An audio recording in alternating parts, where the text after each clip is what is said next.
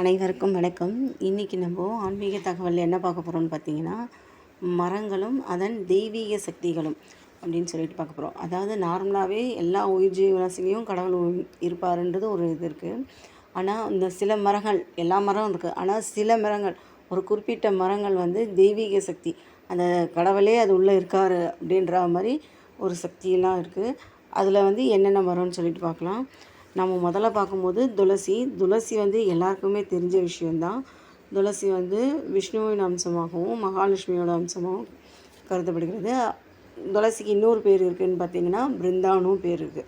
நீங்கள் துளசியை ரெகுலராக வணங்கின்னு வரும்போது ரொம்ப நல்ல பலன்லாம் கிடைக்கும். இந்த விஷ்ணுவுக்கு வந்து துளசி மாலையை போட்டு வழிபட்டு வரும்போது நீங்கள் வேண்டினதெல்லாம் நடக்கும்ன்றது ஒரு நம்பிக்கையாக இருக்குது. அடுத்தது பார்க்கும்போது சந்தன மரம். இந்த சந்தன மரமும் ஒரு தெய்வீக சக்தி உண்டது. இதுவும் வந்து விஷ்ணுவோட அம்சமாக தான் சொல்கிறாங்க. இந்த இந்த சந்தனத்தை வந்து நிறைய விஷயத்த நமக்கு பயன்படுவோம். முக்கியமாக வந்து கோவில் பூஜைகளுக்கெல்லாம் கண்டிப்பாக பயன்படுத்துவோம். சாமிக்கே சந்தன அபிஷேகம், அதெல்லாம் சந்தன காப்பு அபிஷேகம் எல்லாம் கூட பண்ணுறதை நம்ம பார்த்துருப்போம். அதை தவிர நம்ம நெத்தியில் வந்து சந்தனத்தை ரெகுலராக இட்டுன்னு வரும்போது நமக்கு வந்து சாத்வீக குணம் நிறையா வரும். கோபம் வந்து நிறையா குறைஞ்சி நமக்கு ரொம்ப சாஃப்டான ஒரு நேச்சர் வரும். ஸோ சந்தன மரமும் ஒன்று. அடுத்தது பார்க்கும்போது அத்தி மரமும் விஷ்ணுவோட அம்சம்தான். இந்த அத்தி மரத்தை வந்து நார்மலாக வந்து கோவிலில் வந்து கும்பாபிஷேகத்துக்கெலாம் பண்ணுறதுக்கு முன்னாடி இந்த அத்தி மரத்தை கடவுளோட உருவமாகவே பதிச்சு அதுக்கு பூஜைலாம் பண்ணுவாங்க. நீங்கள் கேள்விப்பட்டிருப்பீங்க. இதை நான் அடுத்த பதிவில் உனக்கு ஃபுல்லாகவே போடுறேன் உங்களுக்கு. அதே மாதிரி அத்தி மரமும் கடவுளோடைய அம்சம்தான். ஸோ அடுத்தது பார்க்கும்போது ஆலமரம் வந்து சிவனுடைய அம்சமாக சொல்கிறாங்க. இந்த ஆலமரத்துக்கு அடியில் வந்து தியானம் பண்ணினீங்கன்னா ரொம்பவே நல்ல பலன் கொடுக்கும்.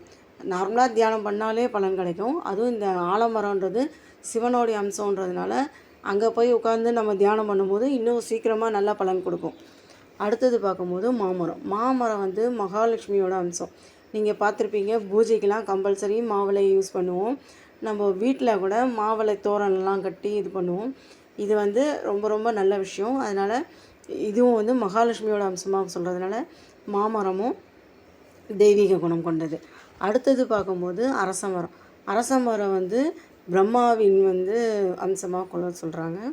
இந்த அரச மரத்துக்கு அடியில் வந்து தீபம் ஏற்றி நம்ம வழிபடும் போது புத்திரதோஷம் நீங்கி அவங்களுக்கு சீக்கிரம் குழந்தை பிறக்கும் அப்படிங்கிறது ஒரு ஐதீகமாக இருக்குது. இது அரச மரம் வந்து பிரம்மாவுடையது. அடுத்தது மருதாணி மரம். இந்த மருதாணி மரம் வந்து மகாலட்சுமியோட அம்சமாக சொல்கிறாங்க. கேள்விப்பட்டிருப்பீங்க. நார்மலாகவே மருதாணியை வந்து ரெகுலராக வந்து பூஜிச்சுட்டு வரலாம். நம்ம ரெகுலராகவே வந்து கையில் வந்து மருதாணி ரெகுலராக வச்சுட்டு வரும்போது நமக்கு நல்ல விஷயங்கள்லாம் நடக்கிறத நீங்கள் கண்கூட பார்க்கலாம். அடுத்தது ருத்ராட்ச மரம் வந்து சிவனுடைய அம்சமாக சொல்கிறாங்க. இந்த ருத்ராட்ச மரத்துலேருந்து வர அந்த கொட்டையை வந்து நம்ம வந்து ரெகுலராக அந்த ருத்ராட்சம் சொல்கிறோம் இல்லையா, அந்த ருத்ராட்சத்தை நம்ம கழுத்தில் போட்டுட்டு நம்ம தியானம் பண்ணிட்டு வரும்போது நல்ல விஷயங்கள்லாம் நடக்கும். அதே மாதிரி அப்படி பார்க்கும்போது ருத்ராட்ச மரமும் தெய்வீக குணம் கொண்டது. அடுத்தது நெல்லி மரத்தையும் நீங்கள் கேள்விப்பட்டிருப்பீங்க. நெல்லி மரம் வந்து விஷ்ணுவோட அம்சமாக சொல்கிறாங்க. அதே மாதிரி நெல்லி மரத்தை நம்ம வணங்கின்னு வர நமக்கு சகல சௌபாகியங்களும் கிடைக்கும் அப்படிங்கிறது ஒரு ஐதீகமாக இருக்குது. அடுத்தது வில்வ மரம் வந்து சிவனுடைய அம்சமாக சொல்கிறாங்க. அதனால் இந்த வில்வ இலைகள்லாம் இருக்குது பார்த்திங்களா, இந்த வில்வ இலைகளை எடுத்துகிட்டு வந்து நம்ம சிவனுக்கு பூஜித்து வந்தாலே போதும். நீங்கள் வேறு எந்த மந்திர தந்திரம் கூட சொல்ல வேண்டாம். வெறும் அந்த இலையை சிவனுக்கு பூஜை பண்ணினாலே அவ்வளோ நல்ல பலன் கிடைக்கும். ஸோ இந்த வில்வமும் உங்களுக்கு தெய்வீக குணம் கொண்டது. அடுத்தது வேப்ப மரம் வந்து சக்தியின் அம்சமாக சொல்கிறாங்க. ஸோ வேப்ப மரத்தை பற்றி நிறைய பேர் நல்லாவே கேள்விப்பட்டிருப்பீங்க. ஸோ வேப்ப மரத்தையும் நம்ம வணங்கிட்டு வரலாம். அடுத்தது லாஸ்ட்டாக வந்து இந்த மாதுளை மரமும் மகாலட்சுமியோட அம்சமாக சொல்கிறாங்க. ஸோ அங்கே வந்து உட்காந்து நீங்கள் வந்து விளக்கேற்றி தியானமும் பண்ணலாம். இல்லைன்னா அந்த இடத்துல உட்காந்து தியானம் பண்ணலாம். அந்த இலையை கூட வந்து பூஜை பண்ணால் ரொம்ப நல்லதுன்னு சொல்கிறாங்க. ஸோ இத்தனை மரங்கள் இருக்குது. இன்னும் நிறைய மரங்கள்லாம் இருக்குது. இப்போ நான் வந்து கொஞ்சம் மரம் தான் சொல்லியிருக்கேன். இந்த மரங்களெல்லாம் நம்ம பூஜிச்சிட்டோ இல்லை அந்த இடத்துல உட்காந்து தியானம் பண்ணிட்டோ இது பண்ணிட்டு வரும்போது நமக்கு வந்து நல்ல விஷயங்கள், நல்ல பாசிட்டிவ் எனர்ஜி, நல்ல விஷயங்கள்லாம் நமக்கு நிறையா கிடைக்கும். அதனால் இந்த மரங்களெல்லாம் நான் தேர்ந்தெடுத்து உங்களுக்கு சொல்லியிருக்கேன். நீங்கள் இதெல்லாம் வணங்கிட்டு வாங்க. ரொம்ப ரொம்ப நல்லது. ஓம் நம சிவாய.